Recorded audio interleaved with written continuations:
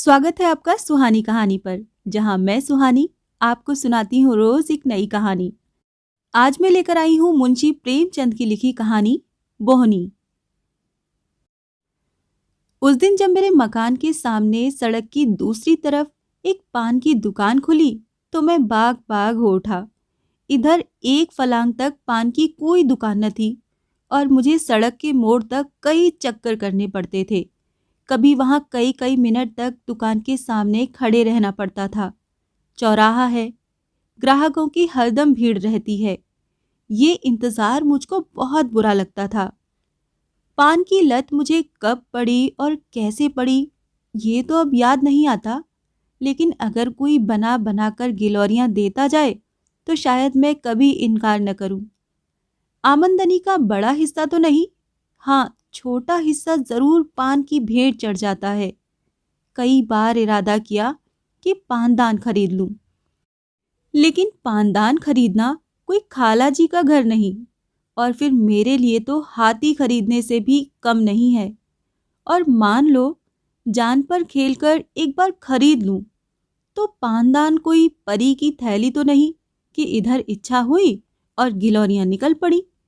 बाजार से पान लाना, दिन में 5 बार फेरना, पानी से तर करना, सड़े हुए टुकड़ों को तराश कर अलग करना, क्या कोई आसान काम है? मैंने बड़े घरों की औरतों को हमेशा पानदान की देखभाल और प्रबंध में ही व्यस्त पाया है। इतना सरदर्द उठाने की क्षमता होती तो आज मैं भी आदमी होता। और अगर किसी तरह ये मुश्किल भी हल हो जाए तो सुपाड़ी कौन काटे? यहाँ तो सरौते की सूरत देखते ही कब-कभी छूटने लगती है। जब कभी ऐसी ही कोई जरूरत आ पड़ी जिसे टाला नहीं जा सकता तो सिल पर बट्टे से तोड़ लिया करता हूँ, लेकिन सरौते से काम लूं ये गैर मुमकिन। मुझे तो किसी को सुपाड़ी काटते देखकर उतना ही आश्चर्य होता है जितना किसी को तलवार की धार पर नाचते देखकर। और मान लो ये मामला भी किसी तरह हल हो जाए तो आखिरी मंजिल कौन फतेह करे? कत्था और चूना बराबर लगाना क्या कोई आसान काम है? कम से कम मुझे तो उसका ढंग नहीं आता। जब इस मामले में वो लोग रोज गलतियां करते हैं जो इस कला में दक्ष हैं, तो मैं भला किस खेत की मूली हूं? तमोली ने अगर चूना ज्यादा कर दिया या कत्था और ले लिया, उस पर उसे एक डांट भी बताई। आंसू पुछ गए। मुसीबत का सामना तो उस वक्त होता है जब किसी दोस्त के घर जाएं। पान अंदर से आई तो इसके सिवाय कि जानबूझकर मक्खी निकले, समझबूझकर जहर का घूंट गले के नीचे उतारें, और चारा ही क्या है। शिकायत नहीं कर सकते, सभ्यता बाधक होती है। कभी कभी पान मुंह में डालते ही ऐसा मालूम होता है कि जीभ पर कोई चिंगारी पड़ गई। गले से लेकर छाती तक किसी ने पारा गरम करके उड़ेल दिया, मगर घुट कर रह जाना पड़ता है। अंदाजे में इस हद तक गलती हो जाए ये तो समझ में आने वाली बात नहीं। मैं लाख अनाड़ी हूं, लेकिन कभी इतना ज्यादा चूना नहीं डालता। हाँ 2-4 छाले पड़ जाते हैं तो मैं समझता हूं यही अंतःपुर के कोप की अभिव्यक्ति है। आखिर वो आपकी जातियों का प्रोटेस्ट क्यों करें? खामोश बाइकॉट से आप राजी नहीं होते। दूसरा कोई हथियार उनके हाथ में है नहीं। भमों की कमान और बरौनियों का नेजा और मुस्कुराहट का तीर उस वक्त बिल्कुल कोई असर नहीं करते जब आप आंखें लाल किए, आस्तीनें समेटे, इसीलिए आसमान सर पर उठा लेते हैं कि नाश्ता और पहले क्यों नहीं तैयार हुआ। तब सालन में नमक और पान में चूना ज्यादा कर देने के सिवाय बदला लेने का उनके हाथ में और क्या साधन रह जाता है। खैर 3-4 दिन के बाद एक दिन मैं सुबह के वक्त तंबोलिन की दुकान पर गया तो उसने मेरी फरमाइश पूरी करने में ज्यादा मुस्तैदी न दिखलाई। 1 मिनट तक तो पान फेरती रही, फिर अंदर चली गई और कोई मसाला लिए हुए निकली। मैं दिल में खुश हुआ कि आज बड़े विधि पूर्वक गिलोरियां बना रही है, मगर अब भी वो सड़क की ओर प्रतीक्षा की आंखों से ताक रही थी कि जैसे दुकान के सामने कोई ग्राहक ही नहीं। और ग्राहक भी कैसा, जो उसका पड़ोसी है और दिन में 20 ही बार आता है। तब तो मैंने जरा झुंझला कर कहा, मैं कितनी देर से खड़ा हूं, कुछ इसकी भी खबर है?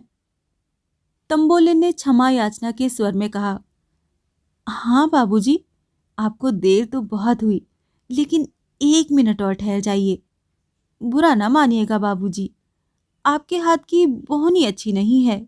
कल आपकी बोहनी हुई थी, दिन में कुल 6 आने की बिक्री हुई। परसों भी आप ही की बोहनी थी, 8 आने के पैसे दुकान पे आए। इससे पहले 2 दिन पंडित जी की बोहनी हुई थी, दोपहर तक 2.5 रुपए आ गए थे। कभी किसी का हाथ अच्छा नहीं होता बाबूजी। मुझे गोली सी लगी। मुझे अपने भाग्यशाली होने का कोई दावा नहीं है। मुझसे ज्यादा अभागे दुनिया में नहीं होंगे। इस साम्राज्य का अगर मैं बादशाह नहीं तो कोई ऊंचा मनसबदार जरूर हूं, लेकिन ये मैं कभी गवारा नहीं कर सकता कि नहूसत का दाग बर्दाश्त कर लूं। कोई मुझसे बोहनी न कराए, लोग सुबह को मेरा मुंह देखना अपशगुन समझें। ये तो घोर कलंक की बात है। मैंने पान तो ले लिया, लेकिन दिल में पक्का इरादा कर लिया कि इस नहूसत के दाग को मिटाकर ही छोड़ूंगा। अभी अपने कमरे में आकर बैठा ही था कि मेरे एक दोस्त आ गए। बाजार साग भाजी लेने जा रहे थे। मैंने उनसे अपनी तंबोलिन की खूब तारीफ की। वो महाशय जरा सौंदर्य प्रेमी थे और मजाकिया भी। मेरी ओर शरारत भरी नजरों से देखकर बोले, इस वक्त तो भाई मेरे पास पैसे नहीं हैं और न अभी पानों की जरूरत ही है। मैंने कहा, पैसे मुझसे ले लो। हाँ, ये मंजूर है, मगर कभी तकाजा मत करना। ये तो टेढ़ी खीर है। तो क्या मुफ्त में ही किसी की आंख में चढ़ना चाहते हो? मजबूर होकर उन हजरत को एक ढोली पान के दाम दिए। इसी तरह जो मुझसे मिलने आया उससे मैंने तंबोलिन का बखान किया। दोस्तों ने मेरी खूब हंसी उड़ाई, मुझ पर खूब फप्तियां कसी। मुझे छुपे रुस्तम, भगत जी और न जाने क्या क्या नाम दिए गए, लेकिन मैंने सारी आफतें हंस कर टाली। ये दाग मिटाने की मुझे धुन सवार हो गई थी। दूसरे दिन जब मैं तंबोलिन की दुकान पर गया तो उसने फौरन पान बनाए और मुझे देती हुई बोली, बाबूजी, कल तो आपकी बोहनी बहुत अच्छी हुई, कोई 3.5 रुपए आए। अब रोज बोहनी करा दिया करो। 3-4 दिन लगातार मैंने दोस्तों से सिफारिशें की, तंबोलिन की स्तुति गाई और अपनी गिरह से पैसे खर्च करके सुर्ख रुई हासिल की। लेकिन इतने ही दिनों में मेरे खजाने में इतनी कमी हो गई कि खटकने लगी। ये स्वांग अब ज्यादा दिनों तक न चल सकता था। इसीलिए मैंने इरादा किया कि कुछ दिनों उसकी दुकान से पान लेना छोड़ दूं। जब मेरी बोहनी ही न होगी तो मुझे उसकी बिक्री की क्या फिक्र होगी। दूसरे दिन हाथ मुंह धोकर मैंने एक इलायची खा ली और अपने काम पर लग गया। लेकिन मुश्किल से आधा घंटा बीता होगा कि किसी की आहट मिली। आंख ऊपर को उठाता हूं तो तंबोलिन गिलोरियां लिए सामने खड़ी मुस्कुरा रही है। मुझे इस वक्त उसका आना जी पर बहुत भारी गुजरा, लेकिन इतनी बेमुरव्वती भी तो न हो सकती थी कि दुत्कार दूं। बोला, तुमने नाहक तकलीफ की, मैं तो आ ही रहा था। तंबोलिन ने मेरे हाथ में गिलोरियां रखकर कहा, आपको देर हुई तो मैंने कहा मैं ही चलकर बोहनी कराऊं। दुकान पर ग्राहक खड़े हैं, मगर किसी की बोहनी नहीं की। क्या करता, गिलोरियां खाई और बोहनी कराई। जिस चिंता से मुक्ति पाना चाहता था वो तो फांसी के फंदे की तरह गर्दन पर चिपटी हुई थी। मैंने सोचा था मेरे दोस्त 2-4 दिन तक उसके यहाँ पान खाएंगे तो आप ही उससे हिल जाएंगे और मेरी सिफारिश की जरूरत न रहेगी। मगर तंबोलिन शायद पान के साथ अपने रूप का भी कुछ मोल करती थी, इसीलिए एक बार जो उसकी दुकान पर गया दोबारा न गया। 1-2 रसिक नौजवान अभी तक आते थे।